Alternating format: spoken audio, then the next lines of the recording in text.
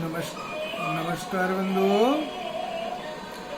आज हम चर्चा करेंगे गीता के 6वें अध्याय की। जो 6वां अध्याय है, इसको जो है आत्म संयम योग नाम से भी बोलते हैं।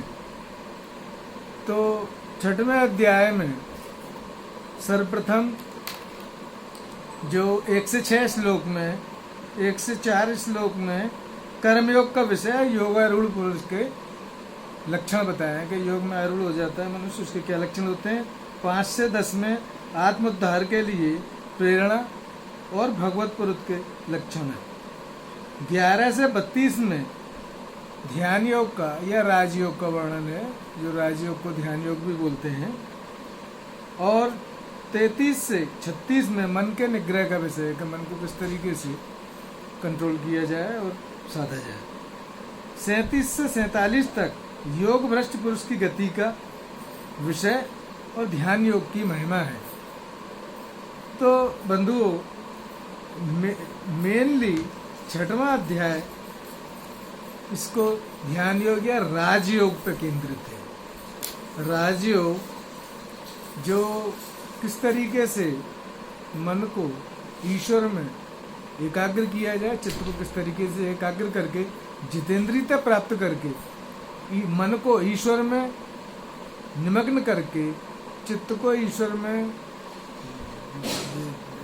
डुबो के किस तरीके से आत्मदर्शन की प्राप्ति की जाए और ब्रह्म तत्व की प्राप्ति और ब्रह्मानंद की प्राप्ति करके दीर्घायु जीवन कैसे जिया जाए। और इस संसार के बंधन से, ये जो ब्रह्मांड है बहुत बड़ा चक्रव्यूह है, जो हमें दिखाई देता है कि इतने चांद सितारे हैं, ये सब है, ये सारा का सारा हमें हमारे जो सेंसेस हैं, जो इंद्रियां हैं, उनकी एक लिमिट है। उन लिमिट्स की वजह से ये हमें सब अलग अलग दिखाई देते हैं, डिस्क्रिमिनेटरी है, और हम इसको एकत्व में नहीं देख पाते हैं। जबकि ये ब्रह्मांड एक बहुत बड़ी एक सिंगल यूनिट है और एक कंपोजिट, जैसे एक शरीफे का फल होता है, इस तरीके से ये कंपोजिट यूनिट है और सिंगल बॉडी है।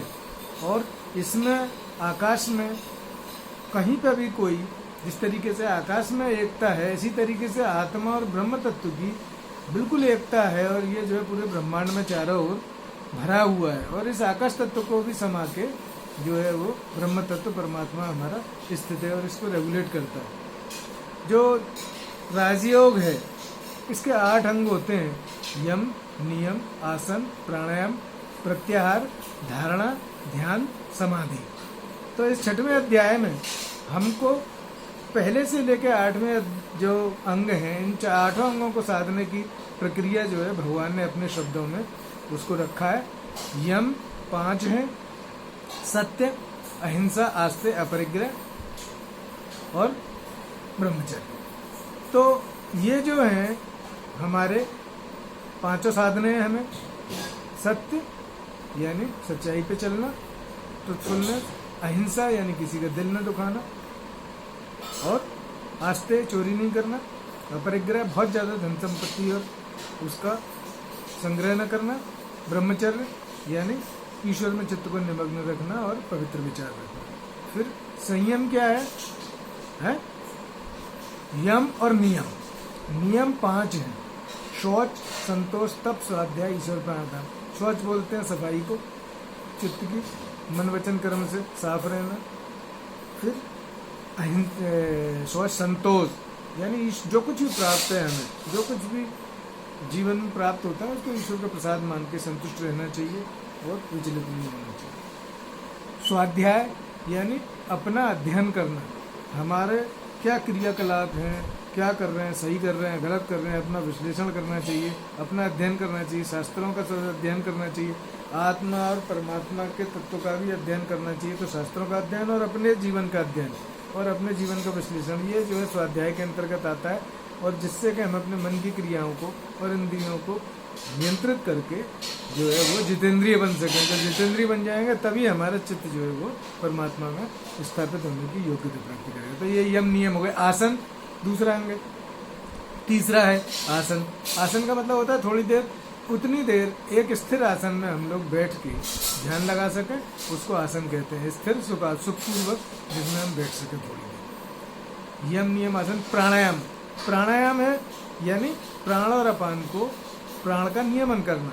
तो अंतःकुंभक, पूरक, रेचक कुंभक 3 क्रियाएं होती हैं। तो अंतःकुंभक करना, बाह्य कुंभक करना और उसको रोके रहना, और प्राण को जो है वो भ्रकुटी के मध्य में जो है ध्यान को केंद्रित करते हुए प्राणायाम करना और श्वास को अपने कंट्रोल में लाना और छोड़ना। और ओंकार के साथ या गायत्री के साथ, ओम के साथ सांस ले सकते हैं और भू स्वर बाकी मंत्र के साथ सांस बाहर निकाल सकते हैं। तो प्राणायाम। प्रत्याहार, प्रत्याहार की क्रिया भी इसमें बतलाई गई है।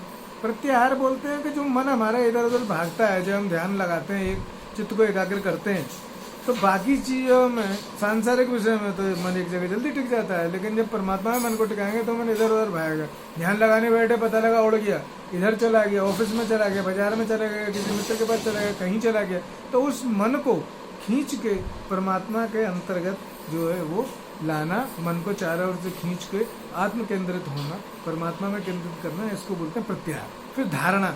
धारणा तो ब्राह्मी धारणा, हर चीज में ब्रह्म दर्शन करना, पूरे संसार को परमात्मा का मान के, और पूरा जो है ब्रह्म तत्व इसमें समाया हुआ है, ये एक यूनिट है, ये सब मान के और चित्त को एकाग्र करना एक जगह। ये हो गई हमारी धारणा।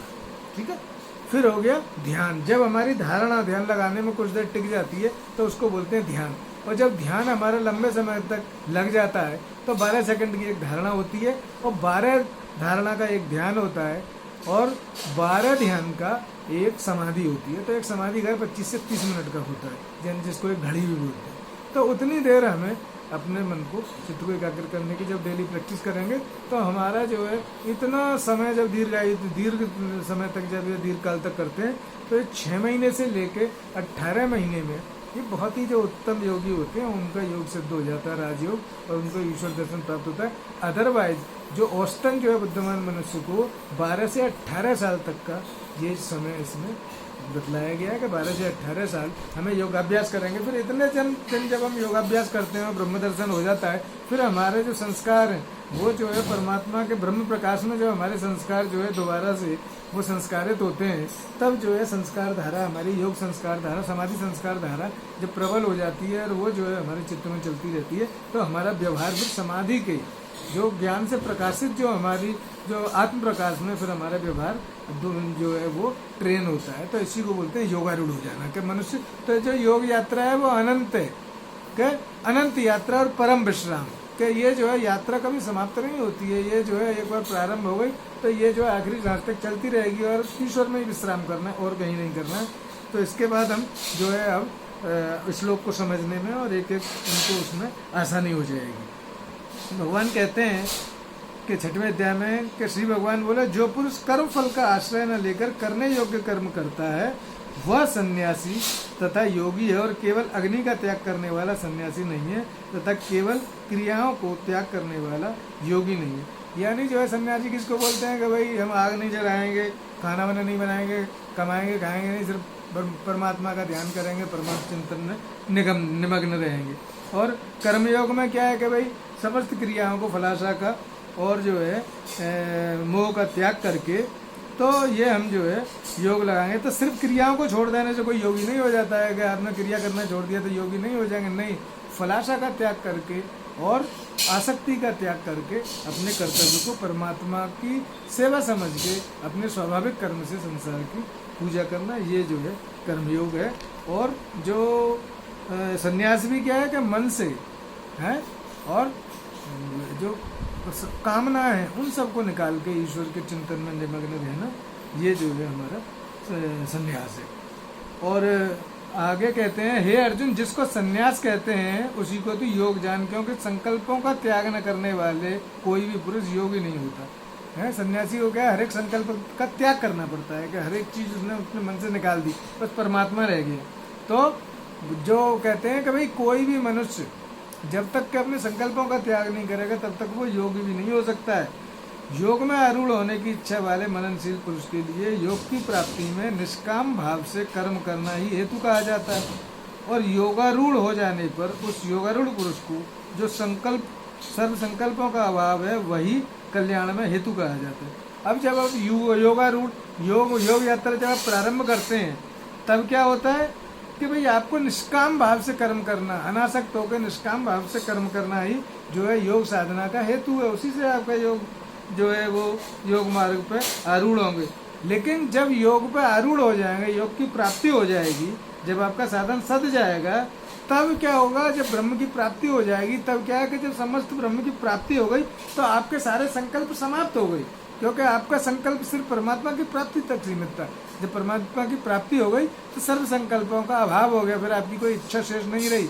आप क्या हो गए, जो है वो इसी को बोलते आप्त काम हो गई है, और समस्त जो है हमारी कामनाएं समाप्त हो गई। तो ये जो है संकल्प का अभाव हो जाता है फिर उस व्यक्ति में। जिस काल में न तो इंद्रियों के भोगों में और न कर्मों में ही आसक्त होता है, उस काल में सर्व संकल्पों का त्यागी पुरुष योगारूढ़ कहा जाता है। कि भगवान कहते हैं कि भाई न तो वो भोगों में, न इंद्रियों में, न कर्मों में कोई आसक्ति जब समाप्त हो जाती है और सब संकल्प विहीन मनुष्य हो जाता है, तब वो जो है योगारूढ़ कहा जाता है। यानी कि भाई ये योगी हो गए, इनकी साधना जो है वो सिद्ध हो गई। क्यों? क्योंकि न तो इनके मन में कोई संकल्प है, न इनकी कोई इच्छा रही है, न ये भोगों में जो है आसक्त हैं और न कर्मों में आसक्त हैं। फिर है आगे भगवान कहते हैं कि अपने द्वारा अपना संसार समुद्र से उद्धार करे और अपने को अधोगति में न डाले, क्योंकि मनुष्य आप ही तो अपना मित्र है और आप ही अपना शत्रु है। हम दिन भर कहते रहते हैं अरे वो फलाना बहुत खराब है, उसने हमारा ये कहा। नहीं भाई, सबसे खराब हमें।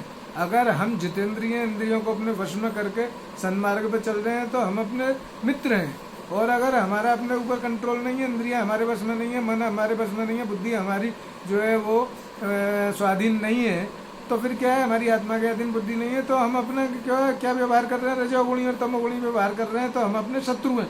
इसलिए शत्रु कोई हमारा बाहर नहीं है, हमारी जो है बुद्धि और मन और इंद्रिय यही हमारे शत्रु हैं और यही हमारे मित्र हैं। अगर ये हमारे वश में हमारा कहना मानते हैं, आत्मा के आदेश के अनुसार चलते हैं, तो स्वाधीन है अगर, तो फिर ये हमारे मित्र हैं और हमारा कल्याण करते हैं। जिस जीवात्मा द्वारा मन और इंद्रियों से शरीर जीता हुआ है, उस जीवात्मा का तो वह आप ही मित्र है, और जिसके द्वारा मन तथा इंद्रियों से शरीर नहीं जीता गया, उसके लिए वह आप ही शत्रु के सदृश वर्तता है। यानी जितेंद्रिय पुरुष के लिए क्या है, वो अपना मित्र है, और जो जितेंद्रिय नहीं है, संयमी नहीं है, वो जो है वो अपना शत्रु खुद है। सर्दी गर्मी और सुख दुख आदि में तथा मान और अपमान में जिसके अंतःकरण की वृत्तियां भली भांति शांत हैं, ऐसे स्वाधीन आत्मा वाले पुरुष के ज्ञान में सच्चिदानंदघन परमात्मा सम्यक प्रकार से स्थित है, अर्थात उसके ज्ञान में परमात्मा के सिवा कुछ भी नहीं है। यानी सर्दी गर्मी किसी ने आपकी बेइज्जती कर दी, या आपका बहुत सम्मान कर दिया, कुछ मिल गया या कुछ हानि हो गई, कुछ लाभ हो गया, कुछ जो है मन के अनुकूल रिजल्ट आया या नहीं आया, इन सब में जो है उसकी जो योगी है उसके अंतःकरण की जो है मन की वृत्तियाँ शांत रहती हैं, उस पर इन चीज़ों का कोई द्वंद्वों का कोई फर्क नहीं पड़ता है, और उस योगी के मन में परमात्मा के अलावा कुछ नहीं होता है।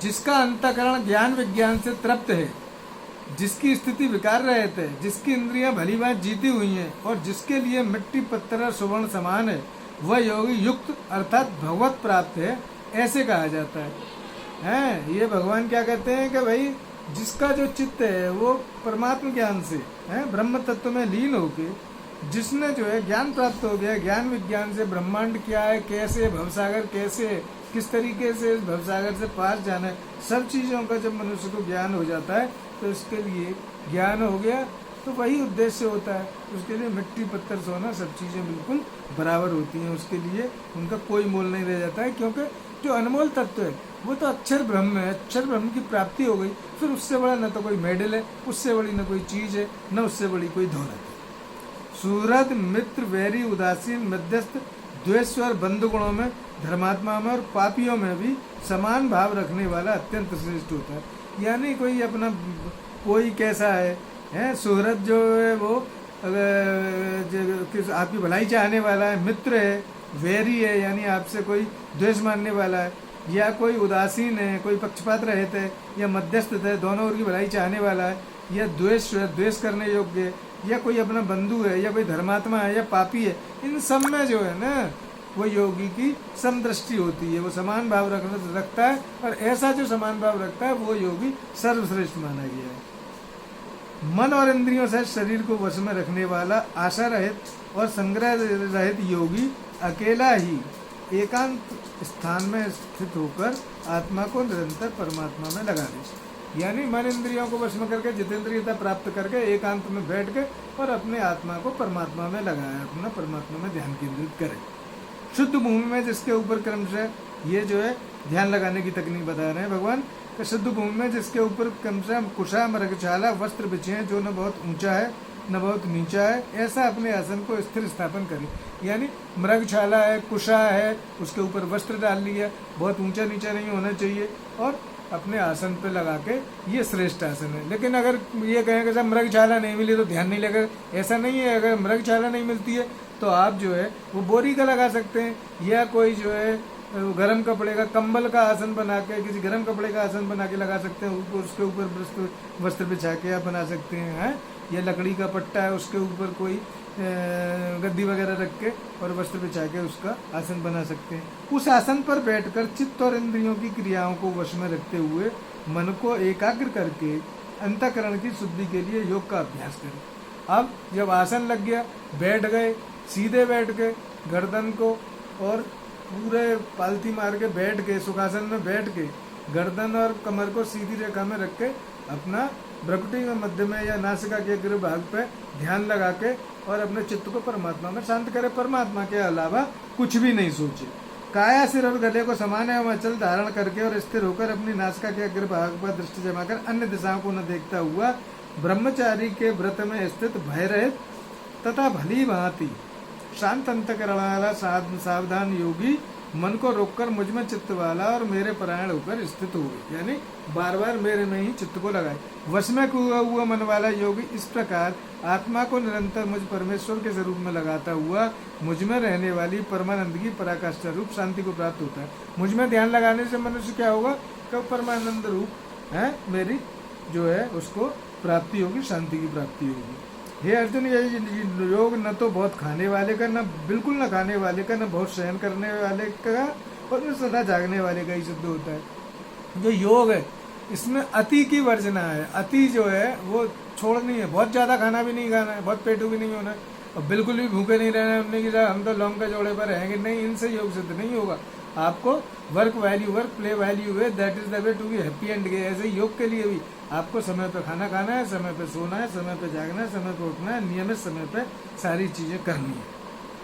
दुखों के नाश करने वाला योग तो यथा योग्य आहार करने वाले का, कर्मों में यथा योग्य चेष्टा करने वाले का, यथा योग्य सोने तथा जागने वाले का ही